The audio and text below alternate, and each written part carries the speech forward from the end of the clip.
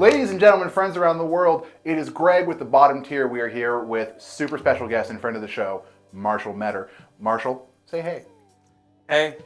Thanks, Marshall. Appreciate that. Marshall just got back from an exciting trip out to France playing in the Pro Tour, and he's agreed to come in today to do a deck tech for us on his starring Lexi deck. Marshall, you ready to get to the cards?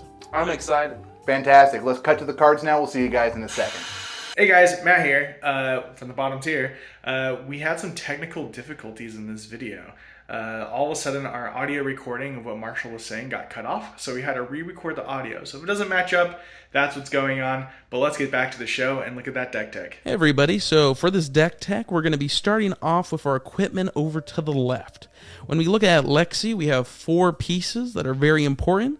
For every Lexi deck, we're going to have New Horizon. This is going to allow us to be able to double up on our arsenal. I feel that this is a must. If there's one piece of equipment you must get for Lexi, it is New Horizon. Our next piece is going to be the chest piece, Thindle Spring Tunic. To me, I really feel this is important as there's so many times in the match where we need that one resource. When playing any type of control deck, we expect to go multiple turns. So there's often many games when you at least use it twice, if not 3 times.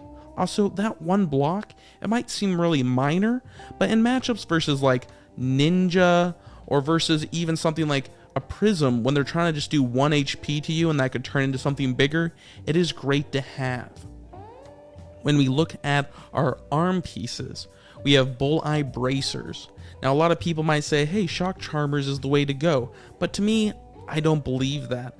I feel that Bulleye Bracers having 1, Arcane Barrier is so huge, but 2, the action of putting an arrow face up in your arsenal on +1 can lead to so many combos and finishers that the pressure from it is amazing. It doesn't cost any resources to use, so it's super good. Lastly, we have Perch Grapplers for equipment. For me, the biggest weakness of Lexi is having no blocks. So having 2 block on our shoes is so important. It allows us sometimes to keep that oh so important hand, and sometimes when we have too many instances, it allows us to not feel like, again, we're losing complete control. Also, its ability of paying 2 resources and all arrows face up in arsenal have go again is used. I probably would say I use this probably, 2 out of every 10 games, but when I do, it helps me just combo off even more. When we start looking at some of our 1 or 2 ofs in the deck, we start off by Blizzard. Now, a lot of people have been taking this card out of the deck, but I personally really like it still. It is a blue, it is a 0 cost, and it says whenever we play it, an attack loses go again unless the opponent pays 2. For me, when I went to Pro Tour France, I was thinking about the Briars, I was thinking about the Fies, I was thinking about even Prism. Sometimes the opponent wants to attack you 5 or 6 times, and if you can just say, pay me 2 resources, you make them lose a lot of momentum. So to me, if I'm making them have to give me a whole card, it's blocking for 3 in a way. When we start looking at some of our other one-offs, we got Pathing Helix Red, which is a really great card. What it says is if it hits and there's no cards in Arsenal, put a card face down in Arsenal. So this is another type of reload. I don't run too many because I do feel its damage is slightly weak, and if you're building up for a lot of turns, then it can be really hard to reload. Unlike Bolt and Shot, we're not going to be able to just give it natural go again by buffing it, so it is a lot worse in my opinion. But one thing we should think about is that every single arrow blocks for 3, so that's another great benefit of it. When we look at our next card, I believe it's Ridge Rider Shot. Now this card says when put up face up in Arsenal, opt 1. It costs 0 to shoot. Me, I personally really love this card. If I was going for a much more generic card build of any ranger, I'd probably put all 3 in the deck. But for me, I have 1. Again, it's got 4 attack, it's got 3 defense. So it's got nice base stats for an arrow. I think when you think about any other card game, Opt, which is looking at the top card of your deck and putting it on the bottom or keeping it on top, is actually usually considered a very broken or really considered one of the best mechanics of any card game. I think for Flesh and Blood, we underestimate it, But for me, I would say this is such a great card and such a great mechanic. When we're trying to get that Rain Razor, when we're trying to get 3 of a kind or a Channel Lake Frigid, these certain special cards that help us win more, that card is so good, even if it is just one time and one card. When we start looking at the other 2 ofs, we have 2 red Electrifies. Now for this card, we have it in for aggro matchups. Again, when we're facing a Briar, when we're facing a Phi, when we're facing even another Lexi, it gives us the benefit of adding a little extra damage. Not just that, but when we read it, it says, when played from Arsenal, draw a card, and if an attack would hit, deal 3 damage to the opposing hero. What makes this card so good is with Lexi, when we reveal it, we give an attack go again. Not just that, but when we're having these big combat chains, we're most likely almost always going to get 3 damage off of it, and then we draw a card from it. Going back to that damage a little bit, it does say it does 3 damage. When we fuse almost any of our ice arrows, this now is no longer just causing them to go off once, but twice for Electrify. It adds so much value, and all you have to do is plan a little bit harder. When we start looking at the other 2 of, we got 2 red Frost Fangs. Now I really like this card because it comes in at a really awkward attack standpoint, 5 damage. The biggest weakness of this card, I would say, is that it blocks for 2, but that's really not too important because we only run 2 in the deck. For me, this is great because as the card is, it's a ice card, and it also helps when we have no more arrows to load. I think for Lexi, you can put in too many arrows because, unless you're really adding cards like Tri-Shot, or you're trying to build to these huge combos, which can be really difficult and really hard to plan, I think if you just shoot off 2 arrows and at least 1 other attack, whether that be an arrow or an attack action, you're doing really good. And again, if Frostfang hits, you make the opponent either pay to pitch or discard a card. To me, for Lexi, each turn we're trying to strip a card or do around 15 to 20 damage. Frostfang is great for this. Our next 2 of is Art of War. A lot of people will run 3, and I think this card is overvalued. To me, it's a build-up card, a setup card, and to run all 3, you can run into the issue of drawing 2 at once, or just, I guess that'd be one of the biggest things, is just drawing 2 at once. To me, you want to put this in Arsenal with another card. You want to save up. You want to make sure that it's going off. The reason why I'd play this over something like a Lightning Press is because it can easily come out of Arsenal. Not just that, but it is a yellow pitch. Also, even though we most likely won't use it, it can give an attack action go again, which helps because we're not running Snappies, the equipment card, in this deck. Many people run that for Lexi. I tend to disagree with it. When we start looking at the other cards in this deck, the 3 ofs, we start seeing our most important cards right up front. We start with Rain Razors. Now this is a yellow pitch, it's a 0 cost, and it says all attacking arrows get +2. This is the best card in the deck. Every Lexigan should run 3 copies, because when we start looking at its value, it's ridiculous. If we shoot 1 arrow, that's +2 for 0. That's kind of a bad statistic, but when we actually think about it, it's a yellow card, so if this was red, it would be +3, right? So when you think about it, if we're shooting 2 arrows, we're getting 4 damage for 0. If we shoot 3 arrows, we're getting 6. And if we're shooting more than that, 4 or 5, we're getting 1 card doing 8 to 10 damage. This is really ridiculous, and all it takes again is proper setup and really thinking about how to maximize its damage. It's excellent though. When we go over to the right of it, we see 3 of a kind. Again, this is a very, I would think, or not think, but this is a card that's sometimes debated in Lexi. A lot of people feel like it makes her lose a lot of matchups, but to me, I tend to disagree. To me, 3 of a kind is not a type of card you just play and win. It's the type of card you think about, okay, can I maybe block with 2 cards from hand, play this, gain some momentum back? Is this a turn to either arsenal it and go for a huge turn next turn? Is it the type of card where you go, I don't have anything in my hand and I just need to draw 1 arrow or at least 2? So to me, 3 of a kind is not just, let's play this, but it's an ultimate card to again start maximizing damage and really start going off. To the right of 3 of a kind, we have Channel Lake Frigid. This is the best ice card in the deck. If there's one ice card you should pick up, it's this one. So it's a blue pitch, it costs 2, and it says that whenever you play it, all cards and activated abilities of your opponent cost an additional pitch. I think one of the most underrated things about Channel Lake Frigid is that it actually blocks for 3. I would say about half my games, even a little bit more than that, I don't actually ever play it. But to me, its pitch is so perfect for Lexi, and that block 3 comes in at the right time, so many situations. When we go below, we start seeing kind of our ice suite. We see, to start off, 3 red ice quakes.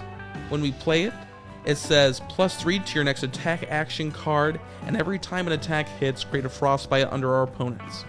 This card's so good because if we're firing off what we should be doing with Lexi, an average of 2 to 3 cards, we're creating 2 to 3 frostbites. Not just that, but we're adding +3 to an attack action card. This doesn't have to be an ice card, this doesn't have to be any sort of special card, it's just any generic attack action. So this combos with things like Frostfang, with Command and Conquer, with other, again, cards we might have. That really adds an element of surprise, and to me, it is a great fusion card. When you go to the right of it, we see 3 blue Polar Blast. Now again, I really believe in this card. I think it's one of the best cards in the deck. You might hear me say that a lot, but to be honest, I love my deck. For Polar Blast, when we play it from Arsenal, we draw the card. If you just play the card, unless the opponent pays 1, your next attack gets Dominate. When we're setting up this card again with Lexi, we're revealing it for a Frostbite. We're playing it, we're drawing a card, and we're making our opponent decide if our next attack deserves Dominate. This is so good because when you're pitching a blue, you're having 2 floating blue, you're replacing the card, you're maybe stripping a card from your opponent's hand by making them pay 1, and then, again, you're giving a Frostbite. So to me, the value on this card is great. When we go to the right of that, though, we see 3 blue Winter Spite. Again, this is another great card, one of the best in the deck, the best common card for sure. It says when you play, your opponent either pays 1 pitch or discards a card. This card can be so great because when we are playing it early, we might play it so that we can kind of catch up in momentum. Maybe we draw a bad hand, and this is one of the few cards we can play to make sure that our opponent doesn't go off. Towards the end of the later game, we can play it, strip a card from our opponent's hand, and when they have to block to survive, they're now blocking with cards they don't want to. It's also an ice card. So again, that helps with fusion, and it's a blue pitch, which is so needed in Lexi. When we go over to the right, we see Rainbow Bolton Shot. Now, this is, again, some of the best cards in the deck. For Lexi, we want to combo off a lot, and for Bolton Shot, it allows us, if we don't know what it is, it says that when it hits, if its attack is greater than its base, it allows you to reload a card into our arsenal. So when we start playing cards like Rain Razor, and we start shooting them with an arrow, and then we shoot a Bolton Shot, it offers a threat of reloading. It's a card that people often overblock, and if they don't block at all, it allows us again to get that extra value. It's super needed when playing cards like 3 of a Kind, because sometimes we have every arrow in hand, but we need to make sure that we're getting again 1 extra in there, just to be able to shoot off a 3rd one. A card I skipped over, but we shouldn't forget about, is our weapon, Voltaire. Now this card says, as an instant, pay 1, load a card, or load an arrow into our arsenal. It either gets +1 attack, or it gets go again. Again, for Lexi, that would mean that we're going to be putting 2 arrows, I should say, into our arsenal. With a card like Bolton Shot, we can now put 3. When we start comboing this with Rain Razor, it starts adding again so much damage and value. When we go to the right of it, we see Frostlock. This is a blue pitch, it costs 1 to fire, and it's 3 attack. Frostlock says when played, cards and activated abilities cost an additional pitch. So this is kind of like a mini Channel Lake Frigid. When Frostlock is fused, it gets +1 attack, and if it hits, your opponent can't pitch or play 0 cost cards. That doesn't mean they can't defend with it, just as a side note. But for certain matchups like Briar or Ninja, this is so important, because it means they must block this card. Any deck that runs a ton of 0s, again, this can be so dangerous. And all it is a blue pitch arrow, where again, you did a fusion. which for Lexi shouldn't be that hard. To me, this is such a great card because it does everything we want. If we could get more arrows like this, I really think Lexi would even be 10 times better. When we go over to the right, we start seeing the arrows that we fuse. We play 3 red and 3 yellow Blizzard Bolts. Blizzard Bolt says every time you deal damage this turn, your opponent gets a Frostbite. So again, this is the type of card that can go off with Electrify. And what makes it so good is that again, when we play and we hit 2 or 3 times, that's almost stripping 1 to 2 whole cards from the opponent. It matters what type of deck you're playing, but this is definitely one of the strongest cards in the deck. When we go to the right of it, we have red and yellow Chilling Ice Veins. This says every time, again, damage is dealt to an opponent this turn, they discard a card unless they pay 1. What's great about all these fusion arrows for Lexi is that they stack. So if I shoot a Chilling Ice Vein and the next turn I fuse a Blizzard Bolt, well, they have to pay 1 and they get a Frostbite. And that's really the big thing with Lexi, is learning to maximize the value of all your fusions, stripping cards from your opponent's hand. Again, Chilling Ice Vein, when we look at it, goes off with Electrify. So if I play Electrify from Arsenal and Chilling Ice Vein hits, I'm going to do, say with a red Chilling Ice Vein, 5 damage plus 3, they now have to pay 1 twice, or discard a card twice. Against the ninja matchup, this makes it so they must block. Now we're having them fully block something out with, again, their full hand, and all we did was play 2 cards. It gets really crazy and really ridiculous fast. When we go over to the right, we see our generic arrows, some more generic arrows. We have 3 Remorseless, which says when it hits, every action an opponent plays will ping them for 1, and it also says when put up face up in the arsenal, defense reactions cannot be played to it. Some people don't put this in their deck. I highly disagree with that. To me, when we're playing heavy control matchups, the defense reaction in Arsenal can actually be a big deal.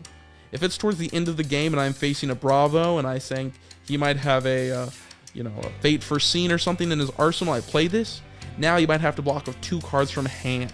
Even if he can use his defense reaction to my next arrow, this can turn into such a big deal. When we're doing the aggro matchup and we're facing, again, I keep bringing it up, but a Fi, a Ninja, a Katsu, and they're going to play, say, 3 to 6 attack actions and just go off, your arrow is now doing that additional damage. Remorseless is already naturally 5 damage, so if we add 3 to 6, we're paying 1 resource for 8 to 11 damage. That's crazy, especially for Flesh and Blood. When we go right below it, we have probably my favorite card in the deck, Endless Arrow. Endless Arrow is a 0-cost arrow.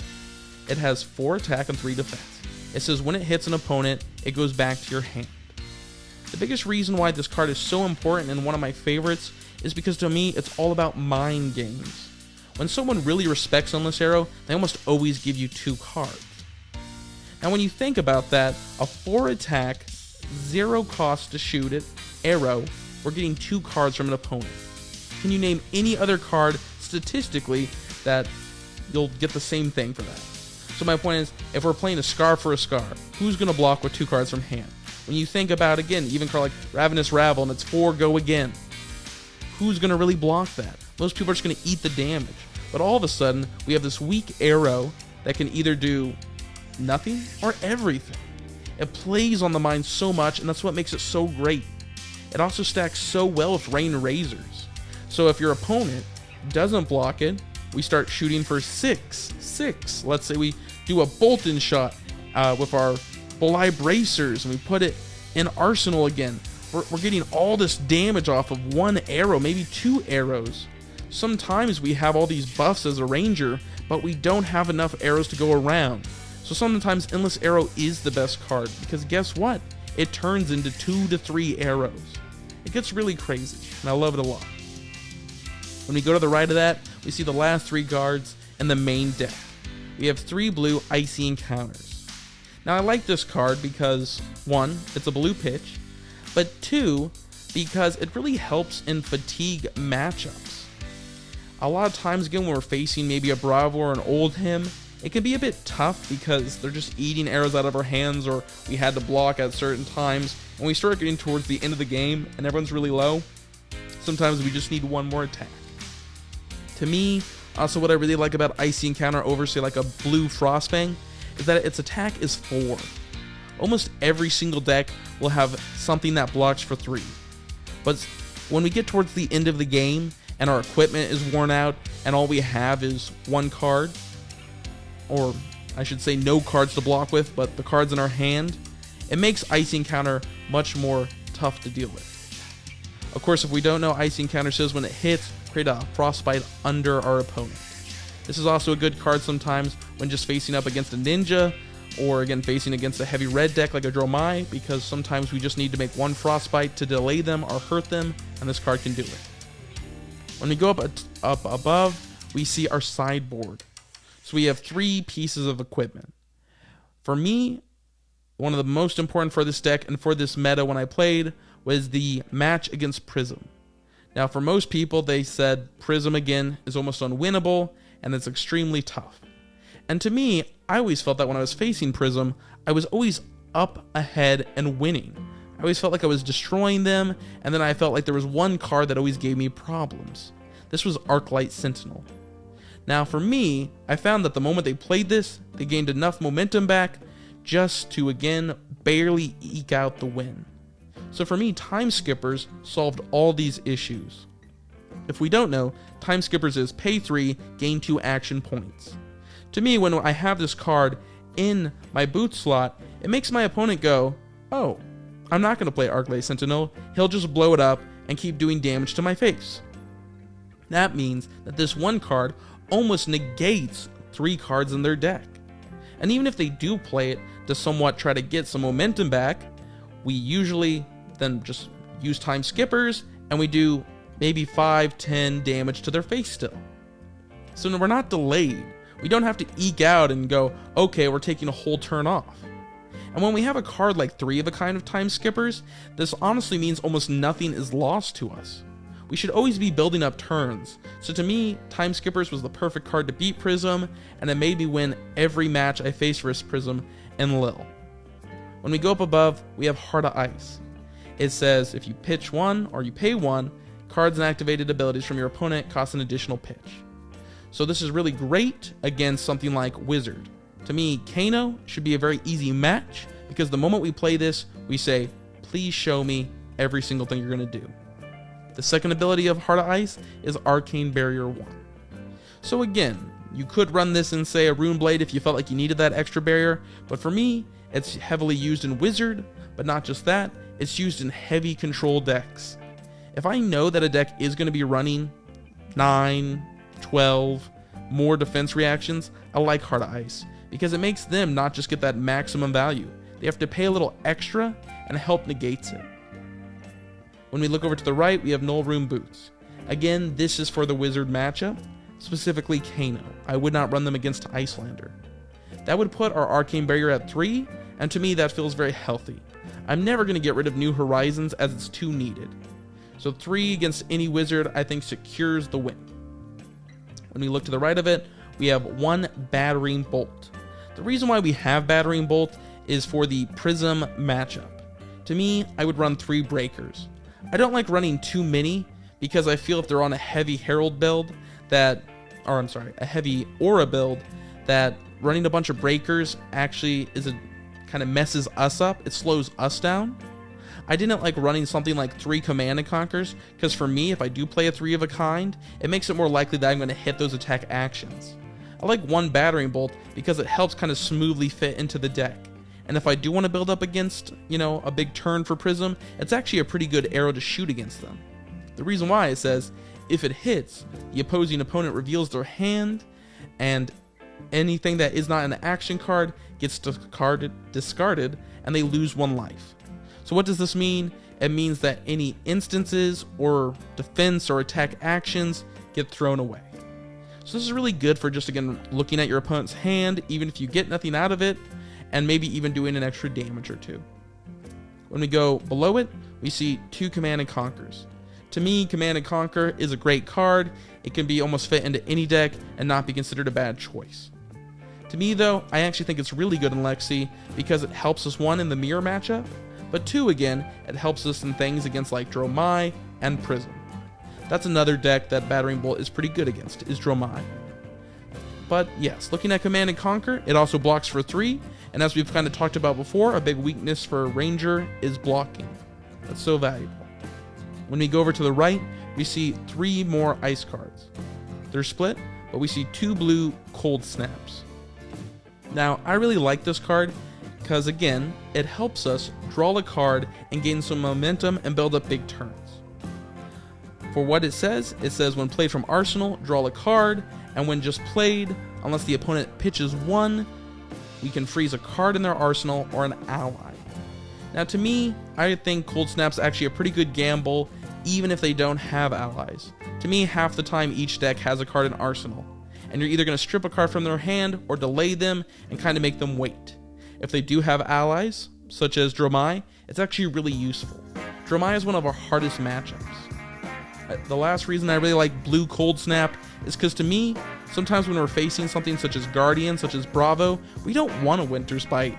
Making them pay 1 isn't always great because they have plenty of leftover pitch, or Oldhim, for example. It really doesn't do anything to deter them. When we go over to the right, we see a Blizzard. Blizzard, again, I like to have an extra one in case, again, I was going to face those Briar matchups, or say Fi. The Fi deck has changed recently, but to me, that's why it's sideboarded. It's not a must, and to me, it's just a nice little bonus to consider. When we go up top, we look at our last cards.